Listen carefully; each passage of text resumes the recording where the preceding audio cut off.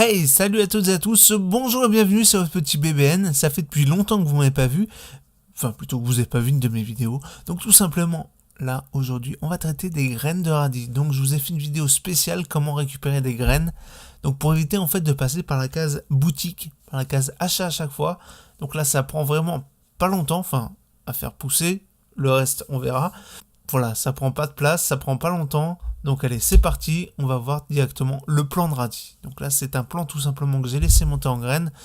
Ouais, ok, donc il fait 60-70 cm, ok. Derrière, on peut voir les petites patates, voilà, que j'avais encore à l'époque. Donc là, on était tout simplement début juillet. Donc c'est les radis qu'on a mangés en juillet. Enfin, en juin plutôt, le temps qui monte.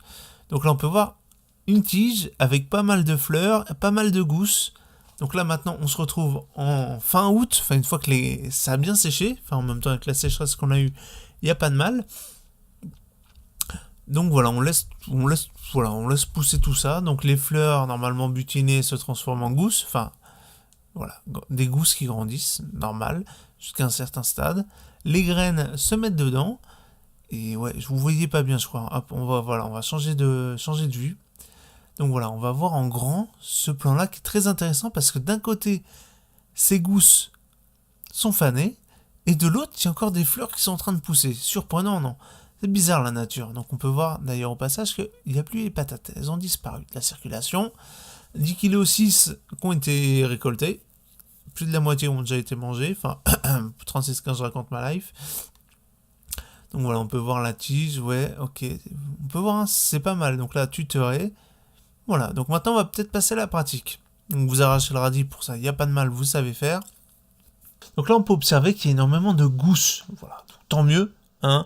C'est le but recherché et le but vraiment ultime c'est de récupérer toutes les graines. Donc là je vais vous montrer comment faire. Prenez une gousse dans les mains, soit tout simplement avec l'ongle, vous venez sur toute la longueur en fait, vous insérez votre ongle et vous l'ouvrez en deux.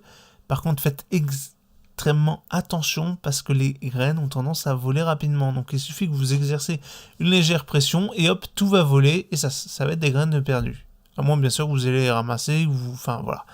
Chacun fait comme il veut. Là ensuite, une autre façon, hop, j'ouvre juste le haut et tout simplement, voilà, avec l'ongle, je viens ouvrir tout l'intérieur. Voilà, par contre celle-là, faites très attention quand vous le faites, ça risque de voler. Et petite astuce, comme vous pouvez le voir, j'ai gardé un radis que je n'ai pas encore ouvert, tout simplement pour venir racler le fond. Donc voilà, on peut voir que j'écrase, voilà, dans la largeur, j'ouvre, donc là, hop, malheureusement, il s'est pas bien ouvert, il s'est ouvert en plusieurs parties, et voilà, toujours pareil, je viens racler le fond avec mon petit radis, avec la petite pointe de mon radis, de ma petite gousse. Donc voilà, donc au final, c'est beaucoup de travail, enfin, on peut dire ça comme ça. Si vous vous ennuyez, tant mieux, bah ça va vous occuper de le faire. Donc voilà, hop là c'était des graines noires, donc tout simplement on jette, on ne garde pas les graines noires, on garde uniquement celles qui sont bonnes, qui sont en bonne santé.